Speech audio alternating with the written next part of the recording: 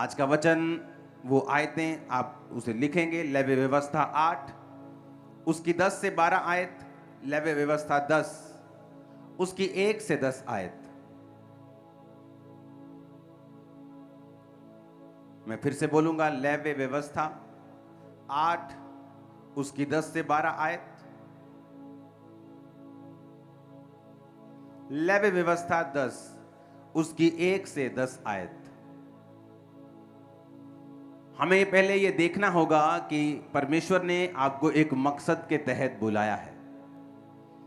जब परमेश्वर अब्राहम को ब्लेस करना चाहता था, तो परमेश्वर चाहता था कि अब्राहम से वो एक बड़ी जाति पैदा करे, जिस जाति को वो ब्लेस करे। कौन सी जाति? वो आपकी बात कर रहा है, मेरी बात कर रहा है, वो यहूदी कौम की बात कर रहा था। तो परमेश्वर ने कहा, अब्राहम से मैं एक बड़ी जाति पैदा करूंगा, लेकिन मैं अब्राहम की जिंदगी में काम नहीं कर सकता जब तक अब्राहम अपने घर को, अपने परिवार, अपने कुटुंब, अपने रिश्तेदार और अपने देश को छोड़ नहीं देता। क्योंकि परमेश्वर उससे बात करना चाहता था। और कई बार आपके आसपास इतनी नॉइज है, इतनी आवाजें हैं, इतनी सलाहें हैं कि परमेश्वर आपसे चाहते हुए भी बात नहीं कर पाता। याद रखो, वो पुश करने वाला परमेश्वर नहीं है। आपने सुना होगा कि मैं जी फलानी जगह पे गया, मुझे खेल आ गई और तब मुझे मालूम हुआ जी मुझे सेवा करनी पड़ेगी, जबरदस्ती अब ये आत्मा मुझसे सेवा करवाती है। लेकिन परमेश्वर ऐसा नहीं है। वो कहता है, चोर चोरी करने के लिए, घात करने के लिए, डाकू जबरदस्ती छीनने के लिए आता है, पर मैं चोर और डाकू नहीं हूं। मैं तुम्हारे दरवाजे के सामने से आऊंगा। आपसे पूछा जाता है कि क्या आप जीसस क्राइस्ट को एक्सेप्ट करने के लिए तैयार हैं? जिस तरह घर का मालिक घर के गेट से आता है, ऊपर से नहीं, जीसस आपके घर का मालिक है। वो सामने से आता है, पूछ के आता है। आप मेरी बात समझ रहे कि नहीं? वो आपको बताता है कि वो आपको ब्लेस करना चाहता है। लेकिन कई बार आपके आसपास इतनी आवाजें हैं, इतना शोर है, इतने ओपिनियंस हैं, इतनी सलाहें हैं कि आप परमेश्वर की आवाज को सुन नहीं पाते। और जब तक आप परमेश्वर की आवाज को फॉलो नहीं करेंगे, आप उस चीज को कभी हासिल नहीं कर सकते जिसके लिए परमेश्वर ने आपको बुलाया है, जिसके लिए आप पैदा हुए हैं। और बाइबल कहती है, अब्राहम वहां से निकला, अपने देश को, अपने परिवार को, कुटुंब को छोड़ा और बाइबल कहती परमेश्वर का फॉलो किया। तो परमेश्वर ने फिर उससे बात करनी स्टार्ट की और उसकी जिंदगी के ऊपर काम करना शुरू किया। जब परमेश्वर आपको कहता है कि तुम मेरे निज प्रजा हो, तुम मेरे चुने हुए लोग हो, तुम राजपदधारी हो, तुम याजकों का समाज हो, इसका मतलब वो ये कहता है कि तुम दुनिया से अलग किए गए लोग हो। तुम दुनिया में रहते तो जरूर हो, पर दुनिया के जैसे काम नहीं करते हो। तुम दुनिया के नहीं हो, तुम दुनिया के जैसे सोचने के लिए और काम करने के लिए पैदा नहीं हुए हो। मैंने तुम्हें दुनिया में से, जगत में से चुन लिया है ताकि मैं तुम्हारी जिंदगी के ऊपर काम करूं, तुम मेरी आवाज को सुनो और बहुतेरों के लिए आशीष का कारण बनो। आप अपने लिए सोच रहे हैं कि मुझे हीलिंग चाहिए, मेरा वीजा आ जाए, आज मैं आत्मा में बढ़ूंगा, आज मैं परमेश्वर को बोलूंगा परमेश्वर ये कर। आप ये सोच रहे हैं, लेकिन परमेश्वर आपकी पीढ़ियों को ब्लेस करने के बारे में सोच रहा है।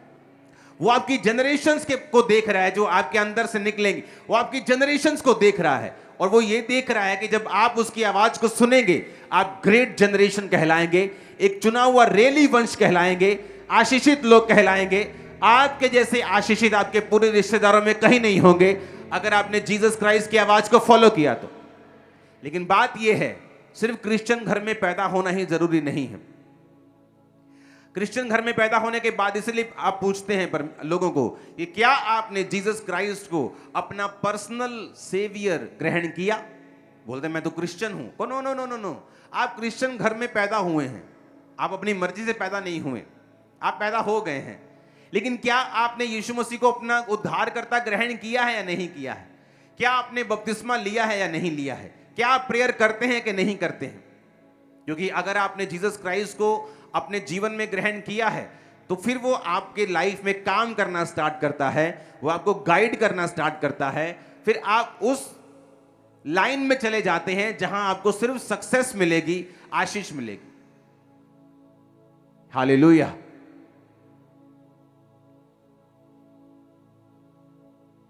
लेवी व्यवस्था में जब मूसा इजरायलियों को लेकर जा रहा था तो परमेश्वर इजरायलियों को आज्ञाएं देता था, उनको बताता था कि तुम मेरे निज प्रजा हो, तुम मेरे लोग हो, मैंने खास मकसद के तहत तुमको अभी सिर्फ मिस्र से निकाला ही है, अभी योजना पूरी नहीं हुई, अभी तो तुम शैतान के पंजे से निकले हो, अब मैं तुमको कनान देश दूंगा, उसके बाद भी मेरी योजना पूरी नहीं हुई, उसके बाद मैं तुमको आगे लेके जाऊंगा, तुम्हारे शत्रु तुम पर कभी सफल नहीं होंगे, मैं तुम्हें कभी बीमार नहीं रहने दूंगा, मैं तुम्हारी लाइफ में हमेशा बरकत रखूंगा, मैं तुम्हें अकेला नहीं छोड़ूंगा, मैं तुम्हें जातियों में श्रेष्ठ करूंगा, तुम कभी कर्जा नहीं लोगे, तुम कर्जा दोगे। तो परमेश्वर ने अपनी आशीषों के साथ उनको नवाजा और कहा तुम आगे चलो, मैं तुम्हारे साथ हूं।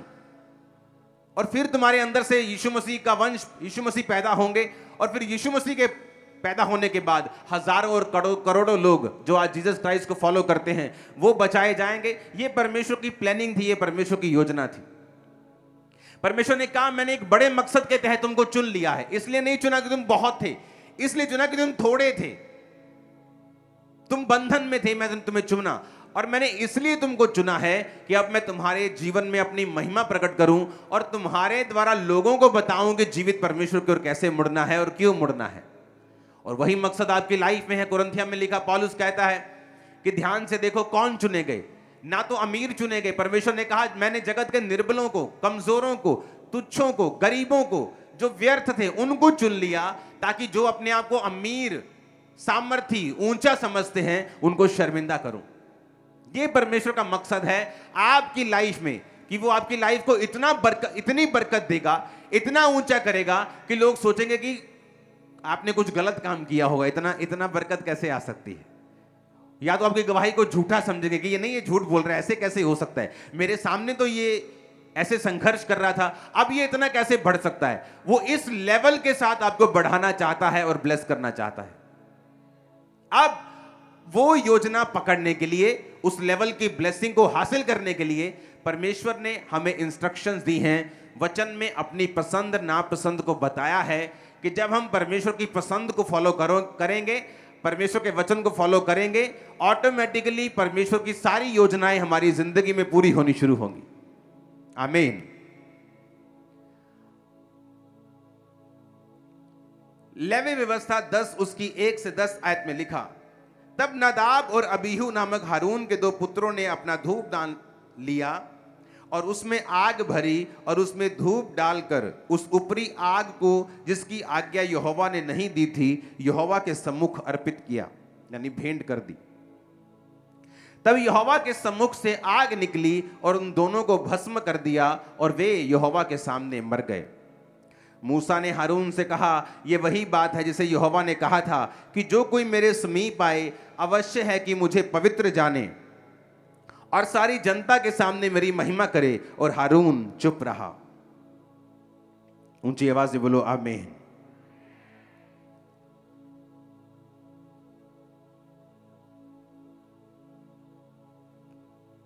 पंजाबी च कहावत है ना कि जिन्ना मिठा चाहिए उन्ना पाना पैना आप, हाँ, जिन्ना गुड़ उन्ना मिठा। परमेश्वर ने कहा महायाजक जो होंगे वो कभी भी करलाएंगे या रोएंगे नहीं, चाहे उनका कोई भी करीबी मर जाए। जो याजक होंगे वो अपने भाई, अपनी बहन जिसकी शादी नहीं हुई, अपना बाप, अपनी मां, अपने बेटे बेटी के लिए तो रो सकते हैं अगर वो मर जाएं, लेकिन और कहीं पर भी किसी के लिए रो नहीं सकते, अशुद्ध नहीं हो सकते, किसी लाश को छू नहीं सकते। आम पब्लिक जहां जाना चाहे जा सकती है, जिसको छूना चाहे छू सकती है, रो सकती है। जिसका जितना अभिषेक था उसकी उतनी ही सैक्रिफाइस थी, उसका उतना बलिदान था जो परमेश्वर उनसे मांगता था। नया नियम में जब प्रभु यीशु मसीह कुर्बान हुए और जी उठे तो उसके बाद परमेश्वर ने सारा सिस्टम बदल दिया। अब परमेश्वर कहता मैं तुम्हारा महायाजक हूं और तुम सब याजक हो। और याजकों के लिए यह बात परमेश्वर ने जरूरी ठहराई थी कि वो दुनिया से अलगताई में रहे, क्योंकि परमेश्वर की योजना जो है उसकी लाइफ के ऊपर है।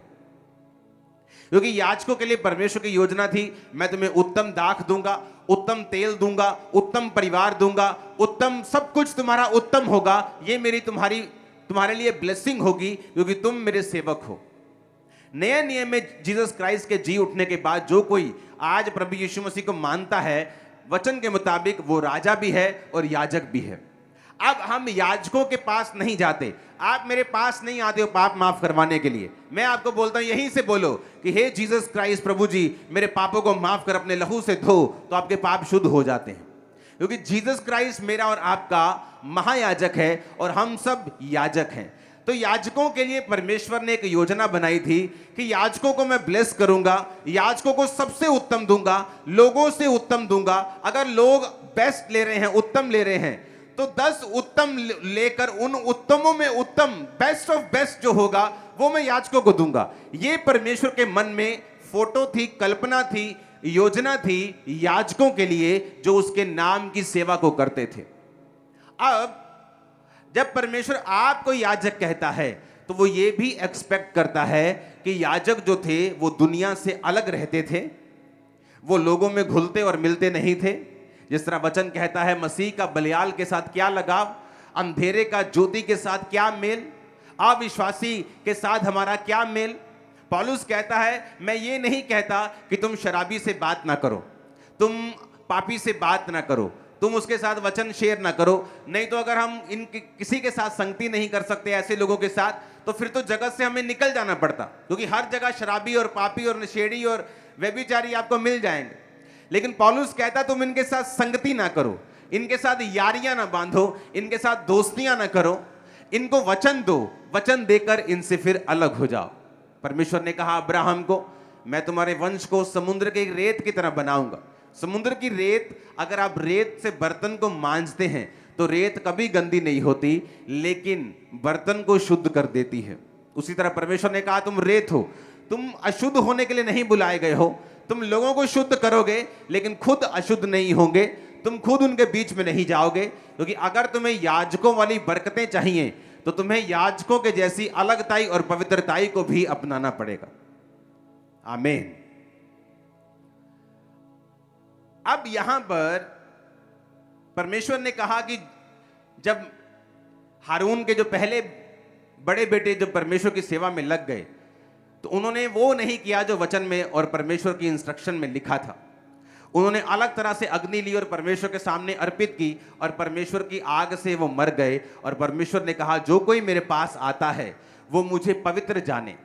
नया नियम में भी यही बात लिखी है, कोई भी पवित्रताई के बिना परमेश्वर को देख नहीं सकता। अगर आपकी लाइफ पवित्रताई में नहीं है, अगर आपकी लाइफ व्यभिचार में है, अगर आपकी लाइफ चोरी में है, अगर आपकी लाइफ गुंडागर्दी में है, अगर आपकी लाइफ लड़ाई झगड़े में है, अगर आपकी लड़ाई, आपके मन में हर वक्त वैर विरोध रहता है, हर वक्त विरोध करना रहता है, तो आप पवित्रताई में नहीं हैं। एक रिलीजियस स्पिरिट होती है, ये रिलीजियस स्पिरिट ऐसी होती है कि ये दुष्ट आत्मा से भी बुरी होती है। जिन लोगों में रिलीजियस स्पिरिट होती है, जिस तरह सदूकियों और फरीसियों में थी, उनके कपड़े देखो कैसे थे, शॉल पे शॉल, उसके बाद एक शॉल, पूरा अपने आप को तैयार करके आते थे, लेकिन पवित्र आत्मा का विरोध करते थे, जीसस क्राइस्ट का विरोध करते थे। आज भी आपको ऐसे लोग मिल जाएंगे, जीसस क्राइस्ट के कामों के लोगों, उसके लोगों का विरोध करते हुए आपको मिल जाएंगे। अपने आप को रिलीजियस बोलेंगे, जीसस क्राइस्ट को फॉलो करने वाला बोलेंगे, लेकिन जब वो प्रेयर करने जाएंगे, जब वो काम करने के लिए जाएंगे, उनको वो रिजल्ट कभी हासिल नहीं होंगे, क्योंकि परमेश्वर कभी भी रिलीजियस आत्मा वाले लोगों को कभी बढ़ाता नहीं। जो हर वक्त दूसरों का विरोध करते हैं, दूसरों को नीचा समझते, दूसरों को पापी समझते और अपने आप को सुपीरियर समझते, ये एक रिलीजियस स्पिरिट की निशानी होती। परमेश्वर ने आपको एक ऐसी स्पिरिट दी है और आपको अलग ताई में बुलाया है, एक लेवल पर, एक कुर्सी तक जो आपके लिए सोची गई है, वहां तक लेके जाने के लिए। अब वहां तक जाने में परमेश्वर का कोई हाथ नहीं है। आपको वचन समझना पड़ेगा, आपको परमेश्वर के साथ समय व्यतीत करना पड़ेगा, आपको पवित्रताई में, अलगताई में रहना पड़ेगा, आपको परमेश्वर की योजना के नीचे रहना पड़ेगा, ताकि परमेश्वर डे बाय डे आपको तैयार कर सके और उस कुर्सी तक बिठा सके जो परमेश्वर ने आपके लिए सोची है। हर एक क्रिश्चियन वहां नहीं पहुंच पाता। दाऊद का बड़ा भाई जब मसा होने के लिए आया तो परमेश्वर ने उसे अयोग्य करार दिया। योजना थी पर अयोग्य था। दूसरा भाई, तीसरा भाई, सब भाई फेल हो गए। परमेश्वर की योजना थी लेकिन वो फेल हो गए। जब हम शरीर को फॉलो करेंगे और स्पिरिट को फॉलो नहीं करेंगे तब हम फेल हो जाएंगे। मोस्टली आप शरीर को तब फॉलो करते हैं अपनी लाइफ में जब आपका साइलेंट टाइम होता है, जब आपको लगता है परमेश्वर जवाब नहीं दे रहा, आप क्रिश्चियन होते हुए भी एक ऑर्डिनरी, एक आम मसीही जीवन जी रहे हैं, आपको लगता है कोई फर्क नहीं है, मैं कमाता हूं तो खाता हूं। अगर आप जब ऐसे टाइम में होकर निकलते हैं और पवित्रताई को मेंटेन नहीं करते, परमेश्वर कभी भी आपको बड़ी कुर्सियां, बड़ी योजनाएं आपकी लाइफ में साबित नहीं करता, क्योंकि जो व्यक्ति साइलेंट टाइम में वफादार नहीं है वो कभी वफादार नहीं। व्यभिचार की स्पिरिट ऐसी है, आप देखते हैं परिवारों में एक लड़का व्यभिचार में है या लड़की व्यभिचार में है, बड़ा बुजुर्ग बोलेगा ओ बहन जी ये ब्याह कर दो ठीक हो जाएगा। आप उसकी शादी कर भी देंगे, शादी के बाद भी वो व्यभिचार में होगा, क्योंकि व्यभिचार एक स्पिरिट है, एक इविल स्पिरिट है। अगर आप में व्यभिचार की कमजोरी है तो वो शादी के पहले भी अगर है तो शादी के बाद भी रहेगी। अब अपनी वाइफ को छोड़ के दूसरों को देखोगे। जब तक आप उस स्पिरिट पे कब्जा नहीं करोगे, जब तक आप इस जवान होते हुए, कुंवारे होते हुए उस स्पिरिट के ऊपर काबू नहीं करोगे, परमेश्वर कभी आपको हाई लेवल पे नहीं लेके जाए। आपकी शरीर की इच्छाओं पर काबू, परमेश्वर के वचन के ऊपर विश्वास, उसके स्टैंडर्ड को ना छोड़ना, ये प्रूफ करेगा और परमेश्वर के लिए जलन रखना। अगर परमेश्वर ने बाइबल में कहा है, उसने एक आपको एक कंप्लेंट की है कि मनुष्य के सिर धरने के लिए कोई जगह नहीं है, वहां जब आप पढ़ते हैं, अगर आप आत्मा में भरे हुए हो, आप कहेंगे खुदावन तूने कहा था कि तेरे सिर धरने के लिए जगह नहीं है, मैं मौजूद हूं, मेरे अंदर रह और मुझे इस्तेमाल कर, आज से मैं अपना जीवन तुझे देता हूं। आप देखना कैसे खुदावन का आत्मा पे उतरता और काम करने शुरू करता है। आमीन। जहां वो कंप्लेंट कर रहा है वहां आपको खड़े होना है। बाइबल कहती है पुराने नियम में जब लोग व्यभिचार में थे तो एक व्यक्ति उठा और व्यभिचारी का खून कर दिया। अब परमेश्वर खून करने के लिए नहीं बोलता, क्योंकि अब लड़ाई मांस और लहू की नहीं है, लेकिन जिसने व्यभिचारी को सजा दी परमेश्वर ने उसे अगवा बना दिया था। परमेश्वर ने कहा तेरे अंदर जलन है, तेरे अंदर जलन है मेरे वचन को पूरा करने की, तेरे अंदर जलन है पाप के खिलाफ काम करने की। मैंने औरतें देखी हैं अपनी बेटी के व्यभिचार को छुपाती हैं अपने पति से, अपने परिवार से, उनको सपोर्ट करती हैं। वो उनको नरक जाने के लिए सपोर्ट कर रही हैं। वो उनको सपोर्ट कर रही है कि मैरिज के बाद उनकी हालत खस्ता होने वाली है, क्योंकि वो मैरिज में सक्सेसफुल होने के चांस बहुत कम होंगे उनके। क्यों? क्योंकि ये स्पिरिट मैरिज के बाद भी उसे फॉलो करेगी, शैतान उसे फॉलो करेगा और वो सब काम चुराएगा, घात करेगा, नष्ट करेगा उसकी जिंदगी में जो वो नहीं चाहती। इसलिए परमेश्वर ने कहा पवित्रताई वो है कि जिससे मैं प्रेम करूं तुम प्रेम करो, और जिससे मैं नफरत करूं तुम नफरत करो। हालेलुया। जब आपको जवानी में कुंवारे होते हुए भी आप इस चीज पर कब्जा नहीं कर पाएंगे, मैं आपको लिख के देता हूं शादी के बाद भी आप नहीं कर पाएंगे। आपको यह समझना होगा कि यह दुष्ट आत्मा है, ये डेविल से इंस्पायर्ड है, इसका रचनकर्ता, इसका बनाने वाला, रचने वाला शैतान है। और जब आप शैतान की चीजों को अपनी लाइफ में रखेंगे आप कभी सक्सेसफुल नहीं हो सकते। आपका फोन शैतान का सबसे बड़ा हथियार है। आज जो गंदगी लोग पॉर्न वेबसाइट्स पे जाके देखते थे आपको फेसबुक पे आज मिल जाएंगे, इंस्टाग्राम पे मिल जाएंगे। तो उसको उतने के लिए रखो कि अपना काम करो। मैं तो पोस्ट तक नहीं करता हूं फेसबुक पे, इंस्टा पे टीम करती है, 15-20 पता नहीं कितने लोगों की टीम है, वो सारा काम करती है। मैं जो स्पिरिट बोलते हैं मैं जाता हूं, चेक करता हूं, बाहर आ जाता हूं, दैट्स इट।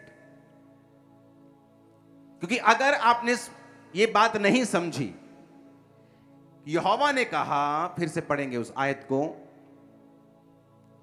मूसा ने हारून से कहा यह बड़ी बात है जिसे यहोवा ने कहा था कि जो मेरे समीप आए वो मुझे पवित्र जाने। आपको यह बात समझनी पड़ेगी कि उनकी गलती क्या थी कि उन्होंने वचन को तोड़ा था और इतने में ही आग ने भस्म कर दिया। और परमेश्वर ने कहा मेरे वचन को तोड़ने का मतलब है तुमने मुझे पवित्र नहीं समझा। पुराना नियम इतना सख्त था, नया नियम इतना सख्त नहीं है। ये ग्रेस का टाइम है, अनुग्रह का टाइम है। लेकिन पौलुस ये भी कहता है कि अगर अनुग्रह का टाइम है तो क्या पाप करते रहें? अगर आज भस्म नहीं होते गलती करने पर तो क्या गुनाह में फंसे रहें? तो परमेश्वर ने कहा कि तुम इसको अच्छी बात समझो कि अब सख्त टाइम नहीं है, ताकि तुम मन फिरा सको और परमेश्वर में चल सको। हालेलुया। तो बाइबल कहती है,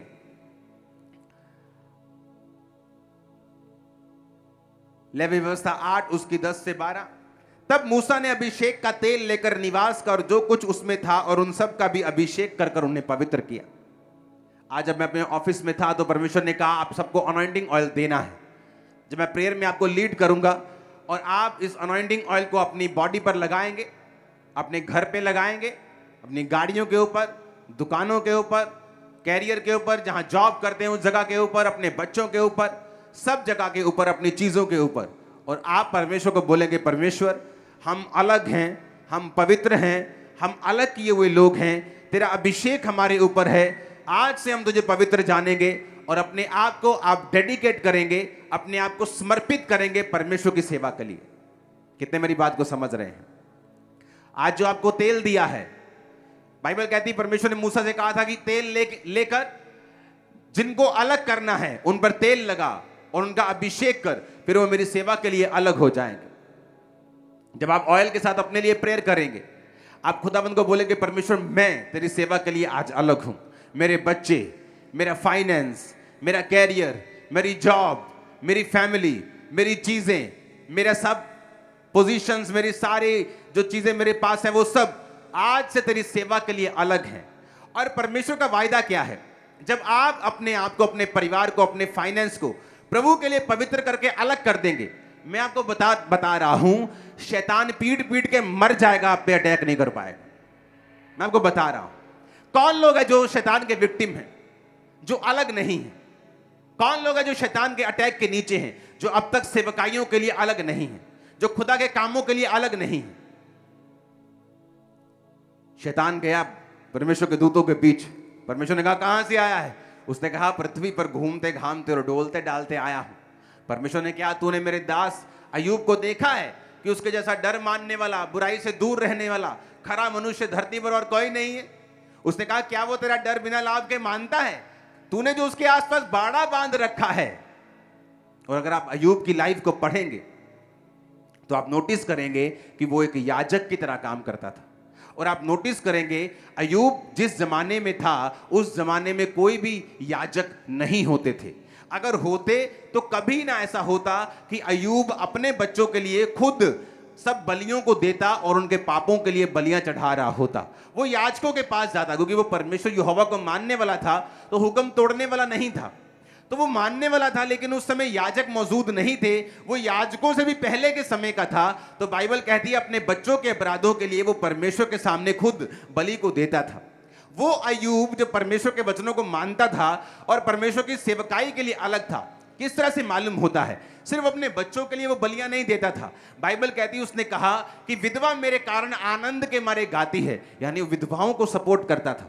अनाथों का मैं सहायक रहा हूं, अनाथों को वो सपोर्ट करता था। परदेसी का हाल मैंने जानबूझ के जबरदस्ती पूछ लिया, परदेसियों के साथ वो बड़े भले काम करता था। वो पूरी तरह से परमेश्वर की सेवकाई के लिए समर्पित था। और बाइबल क्या कहती है? वो पूर्वी देशों में सबसे बड़ा था, उसके फाइनेंस सबसे बड़े थे। अब अमीर हो गया, कारण क्या था? परमेश्वर की ब्लेसिंग उसके ऊंटों के ऊपर, उसकी भेड़ों के ऊपर जो कभी बीमार नहीं होती थी, जो ज्यादा बच्चे जमती थी, जो बलवान रहती थी। कितने मेरी बात को समझ रहे हैं? सब चीजों के ऊपर परमेश्वर का हाथ था। शैतान कहता है जब मैं उसे हाथ लगाने के लिए जाता हूं, तेरा बाड़ा उसके आसपास बंधा है, मैं उसे टच नहीं कर पाता। मैं उसकी भेड़ों के पास जाता हूं, तेरा बाड़ा लगा है, उसके ऊंटों के पास जाता हूं, तेरा बाड़ा लगा है, उसके बच्चों के पास जाता हूं, तेरा बाड़ा लगा है, सब तरफ तेरा बाड़ा लगा है, तेरी बाड़ बंदी है, मैं उसे छू नहीं सकता। क्योंकि अय्यूब ने अपने आप को परमेश्वर की सेवकाई के लिए अलग किया हुआ था। आप सेवकाई के लिए अलग होंगे, अपने बच्चों को अलग करेंगे। सेवकाई का मतलब पास्टर बनना नहीं होता। हो सकता है आप एक होम मेकर हैं, आप एक हाउस वाइफ जिसे बोलते हैं, आप घर को बनाने वाली औरत हैं, आप घर में रहती हैं, आप खुदा के काम कर सकती हैं, आप खुदा के लिए अपने आप को अलग कर सकती हैं, आप चुगलियों में नहीं शामिल हो सकती, आप फिर फालतू की चीज़ों में नहीं शामिल हो सकती, आप फालतू के टीवी प्रोग्राम्स को अपना समय नहीं दे सकती। आप प्रेयर करेंगे अपने पास्टर के लिए, आप प्रेयर करेंगे अपनी चर्च के लिए, आप प्रेयर करेंगे अपने रिश्तेदारों के लिए, आप प्रेयर करेंगे बीमार लोगों के लिए। अगर आप सचमुच सेवा में हैं तो आप फिर से टीवी प्रोग्राम को इस बंदगी को निकाल लेंगी। और जब मैं प्रेयर कर रहा था बीमारों के लिए, आप फिर से उनके लिए प्रेयर करेंगे। जब मैं ले हैंड कर रहा था, आप उन लोगों के लिए प्रेयर करेंगे। प्रभु जिन पे प्रेयर हुई है उनकी जिंदगी में प्रभु बड़े काम। आप घर बैठे सेवकाई में होंगे। आप कुछ सामान लेने के लिए जाएंगे, आप पंफलेट लेके जाएंगे, आप यीशु मसीह के बारे में बताएंगे। ये है सेवकाई। सिर्फ पास्टर बनना सेवकाई नहीं। कई बार कुछ व्यक्ति ऐसे होते हैं जो बिना पास्टर अच्छी सेवकाई करते हैं, लेकिन जब पास्टर बन जाते हैं बुरे बन जाते हैं, क्योंकि अब उनको अपनी सेवकाई को प्रोटेक्ट करना है। अब उनको ये बताना है कि मैं सही हूं, और इस चक्कर में वो दूसरे पास्टरों की खिलाफत करना शुरू करते हैं, अपनी कमियों को छुपाना शुरू करते हैं। इससे अच्छा ये था कि वो घर रहकर सेवा कर पाते, घर रहकर परमेश्वर का काम करते, सुसमाचार सुनाते। जब आप अलग हो जाते हैं कि मैं परमेश्वर आज चाहे आप 10 साल से क्रिश्चियन हैं, जब आप आज ऑयल के साथ प्रेयर करेंगे, आपको स्पेसिफिकली बोलना है, प्रभु आज से मैं अपने आप को अलग करता हूं, अपने बच्चों को अलग करता हूं, अपनी जॉब को अलग करता हूं, अपना फाइनेंस तेरे लिए अलग करता हूं। आज से हम सब तेरी सेवकाई में शामिल हैं। आप देखेंगे शैतान आप पे कब्जा नहीं कर पाएगा, टच नहीं कर पाएगा। हर चीज के ऊपर बरकत होगी, फाइनेंस के ऊपर बरकत होगी, रसोइयों में बरकत होगी, घराने में बरकत होगी, बच्चों की स्टडी के ऊपर बरकत होगी। सब तरफ से परमेश्वर आपको बढ़ाएगा, शैतान को शर्मिंदा करेगा, दुश्मनों को शर्मिंदा करेगा, तुम्हें आगे लेके जाएगा, रास्तों को साफ करेगा, डिवाइन हेल्पर्स भेजेगा। आमीन। 7 बार चाहिए और ऊंचा चाहिए चर्च।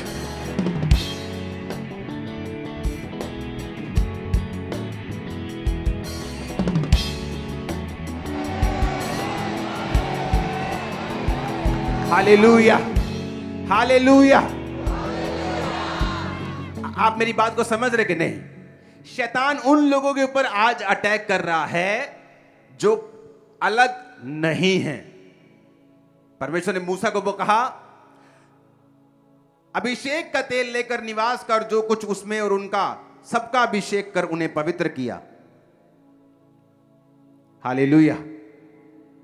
12 आयत में लिखा, उसने अभिषेक के तेल में से कुछ हारून के सिर पे डालकर उसका अभिषेक करके उसे पवित्र किया।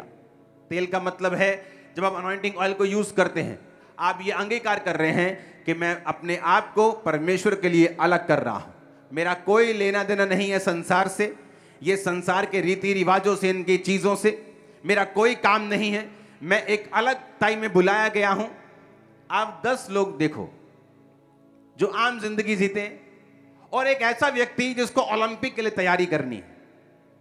वो आम जिंदगी नहीं जीता, वो शादियों पे नहीं जाता, पार्टियों में नहीं जा पाता, वो मनपसंद खा नहीं पाता, मांसपेशियां दर्द करती हैं फिर भी वो आइस पैक लगा लगा के वो जाता है। क्यों? क्योंकि उसे मालूम है कि वो एक खास काम के लिए चुना गया है। एक संसारिक व्यक्ति को पता है कि उसका टारगेट बड़ा है और वो अपने आप को अलग करके रखता है, पर एक आत्मिक व्यक्ति सब जगह जाना चाहता है, सब शादियां अटेंड करना चाहता है, सब रिश्तेदारों को खुश करना चाहता है, अपने सरपंच को भी खुश करना चाहता है। परमेश्वर चाहे नाराज हो जाए, परमेश्वर का बाड़ा चाहे निकल जाए, चाहे शैतान अंदर आके भंगड़े डालता रहे, उसे कोई मतलब नहीं, लोग नाराज नहीं होने चाहिए। पौलुस कहता, अगर मैं लोगों को खुश करता रहता तो परमेश्वर का दास नहीं होता। आप जानते हैं, इस दुनिया के सबसे सक्सेसफुल आदमी, पैसे की बात कर रहा हूं, दुनियावी सक्सेस की बात कर रहा हूं, ओके? समझना, हो सकता है वो परमेश्वर के सामने सक्सेसफुल ना हो, लेकिन मैं आपको दुनियावी बात कर रहा हूं कि इस दुनिया के सबसे सक्सेसफुल आदमी, जिसकी प्रॉपर्टी अरबों में नहीं खरबों में है, आज जीवित है, जब उसके फैमिली मेंबर से पूछा गया कि आपके ये रिश्तेदार जो हैं, इनकी सफलता का क्या राज है, आप तो उसके करीब रही हैं, तो आप बताएं। कहती है, नो बहुत कहता है, नो, ना बहुत बोलता है, ये नहीं करना, ये नहीं करना, अपनी एनर्जी को सही जगह लगाता है, ना बहुत बोलता है, अपने स्टाफ को, अपने लोगों को बहुत मना, नो नो नो नो। लेकिन आप लोग नो बोलने के लिए तैयार नहीं है। आपका दोस्त बोलता है चल यार इधर चलते थोड़ा सा, मैं जाता हूं, मैं मुझे अपने काम में जाना है, मैं अंदर चला जाऊंगा, तू बाहर रह लेना, मैं आ जाऊंगा माथा टेक के, तू चलो चलो चलो। क्योंकि आपको नो बोलना नहीं आता, इसीलिए आप आत्मा में गरीब हैं। वो शरीर में अमीर हो गया शारीरिक फॉलो करके, आप आत्मिक लाइफ में हैं, आप आत्मा में इसलिए गरीब हैं, आपको नो कहना नहीं आता, आपको ना कहना नहीं आता। एक हाईली सक्सेसफुल आदमी, चाहे वो शरीर का हो, शारीरिक सक्सेसफुल हो, चाहे आत्मा में सक्सेसफुल व्यक्ति आपको मिले, इन दोनों में एक सिमिलैरिटी, एक सेम चीज आप पाएंगे, वो है नो कहना, मना करना। ये इनकी सिमिलैरिटी होगी। कहीं का भी सक्सेसफुल आदमी शरीर का, किसी भी देश का सक्सेसफुल आदमी स्पिरिट का, आप दोनों को बिठा लें कहीं से भी, किसी भाषा का भी, आप एक उनमें खूबी पाएंगे, उन्होंने बहुत मना किया होगा। चॉइसेस होंगी, चूजी होंगे बहुत, हर चीज को एक्सेप्ट नहीं करेंगे, अपनी एनर्जी को सही जगह चैनलाइज करेंगे, लोगों की परवाह कभी नहीं करेंगे कि लोग क्या सोचते हैं। जब इस चर्च में 500 लोग थे, अगर लोग मुझे फंसाते कि नहीं आपको मुझे हफ्ते में विजिट देनी देनी है, तो कभी हम बढ़ते नहीं, कभी सुसमाचार का काम ना होता, कभी इतने बड़े बड़े क्रूसेड ना होते, कभी इतनी हैवी रूहें ना बचती, कभी इतने काम ना होते जो आप देख रहे हो। मैंने कहा विजिट होंगी, लेकिन मैं लोग तैयार करूंगा, आपके लिए प्रेयर माउंटेन बनाऊंगा, 24 आवर प्रेयर सेंटर बनाऊंगा जहां आप प्रेयर करवाएंगे, आपके लिए प्रेयर माउंटेन जहां 24 आवर फिर से एक अलग टीम प्रेयर करती है। चर्च में एक टीम 9 से 5 रोज आपके लिए प्रेयर करती है। आज आप इतनी प्रेयर्स के नीचे हैं, आपको मालूम भी नहीं आप कितनी बड़ी ग्रेस के नीचे, और रोज आपका नाम लेके प्रेयर हो रही है एवरी डे। सुनो, आप सो जाते हो, आपने प्रेयर रिक्वेस्ट दी, आप भूल गए, और 2 घंटे बाद अब भी ले हैंड हो रहा है। आप यहां बैठे हो ना, वचन सुन रहे हो, आपकी प्रेयर रिक्वेस्ट पे ले हैंड हो रहा है अभी भी। आप मेरी बात समझ रहे हो क्या? ये कभी इतनी बड़ी सफलता नहीं होती अगर मैं सिर्फ लोगों की बात सुनता, अगर मैं उन्हें मना ना करता, नो ना कहता। लेकिन आपको नो करने में डर लगता है, आपको लगता है बुआ नाराज हो जाएगी, भाई नाराज हो जाएगा, पत्नी नाराज हो जाएगी, पति नाराज हो जाएगा, मेरा एमएलए नाराज हो जाएगा। आपको मना नो करने पर डर लगता है, इसलिए स्पिरिचुअली आप सक्सेसफुल नहीं हैं। जब आप मना करेंगे, नो बोलेंगे, उस समय कुछ बेचैनी महसूस हो सकती है, उस समय कुछ अनकंफर्ट महसूस हो सकता है, लेकिन वो जरूरी है। जब जिम में जाते तो कंफर्ट फील नहीं होता, अगले दिन खलियां पड़ जाती, आइस पैक लगाने पड़ते हैं, लेकिन बाइसेप बड़ा होता है, स्ट्रेंथ बढ़ती है, आपकी स्ट्रेंथ बढ़ेगी स्पिरिचुअल, आप बड़े होंगे आत्मिक रीति के साथ। आमीन ऊंचे वाला चाहिए चर्च, हालेलुया, ऊंची आवाज में बोलो। आप मेरी बात समझ रहे कि नहीं? आप जब उस ऑयल को, मैंने आज ऑयल मीटिंग नहीं थी, लेकिन मेरे ऑफिस में हमेशा इतना भंडार पड़ा रहता है ऑयल का कि जब भी प्रभु मुझसे कुछ कहे तो फटाफट सप्लाई हो जाए उधर से। तो आप ब्लेस हो जो आज पहुंच चुके हो मीटिंग में। आज आपको खुदा को कहना है, खुदा मैं अपने आप को अलग करता हूं, नो कहूंगा, ना बोलूंगा, अपने आप को अलग करता हूं आज मैं सेवा के लिए, तेरे काम के लिए, तेरे नाम को ग्लोरीफाई करने के लिए। और आप अपने आप पर ऑयल लगाएंगे, अगर बच्चे यहां मौजूद हैं उन पे लगाएंगे, अपनी चीजों के ऊपर, अपनी गाड़ियों के ऊपर, अपने फाइनेंस के, अपने बिजनेस के ऊपर, दुकानों, जो कुछ आपके साथ जुड़ा हुआ है, और बोलेंगे खुदावंद ये सेवा के लिए अलग है, हम तेरी महिमा के लिए अलग हैं। ऐसा बाड़ा परमेश्वर बांधेगा, शैतान सिर दर्द से मर जाएगा, आपकी लाइफ में काम नहीं कर पाएगा। मैं आपको बता रहा हूं, अगर 100 लड़ाइयां शैतान पैदा करेगा, आप 100 जीतोगे, एक भी नहीं हारोगे। मैंने कहा 100 में से 100, मैं नहीं कह रहा हूं 99 कि 99%, आप 99% भी एक बंदा कोई जीत जाए मैं कहता हूं 100 के बराबर, मैं कह रहा हूं 100 जीतोगे, 100 में से 100, 99.999 भी नहीं, 100 में से 100 तुम्हारी होंगी इन जीसस नेम। आमीन। खड़कने वाला चाहिए शैतान के कानून। Hallelujah, hallelujah. आपको ये बात समझनी है, उनका अभिषेक किया जाता था, उन पर ऑयल लगाकर उनका अभिषेक करके उन्हें अलग करते थे कि तुम अलग हो, तुम दुनिया के बीच में नहीं जा सकते, उनके जैसा काम नहीं कर सकते, तुम अलग हो चुके खुदा की सेवकाई के लिए। परमेश्वर को पवित्र जानो, पवित्रताई में रहो, फिर वो तुम्हें बरकत देगा, तुम्हें उत्तम देगा, तुम्हें बेस्ट देगा। अब चॉइस आपके हाथ में है। उत्तम चाहिए कि दुनिया की तरह लाइफ इज अ स्ट्रगल बोल के स्ट्रगल करना है, या परमेश्वर के लिए सेवकाई के लिए उसके काम के लिए तैयार रहना है, अपने आप को अलग रखना है, तो बरकतें आपके सिर पर होंगी। आप जहां जाएंगे बरकत को पाएंगे, जिस जगह जाएंगे वहां नया रास्ता आपके लिए खुल जाएगा इन जीसस नेम। जहां जाएंगे फेवर को पाएंगे in the mighty name of Jesus. वो आपकी रक्षा करेगा और सुरक्षा करेगा in the mighty name of Jesus. शैतान की योजनाओं को वो नाश करेगा इन जीसस नेम। जादू और टोना तुम्हारा हिस्सा नहीं होंगे इन जीसस नेम। दुष्ट आत्मा तुम्हारे घरों में काम न कर पाएंगे इन जीसस नेम। फाइनेंशियली तुम ब्लेस होगे, तुम कर्जा दोगे लोगे नहीं इन जीसस नेम। आमीन। ऊंचा चाहिए चर्च।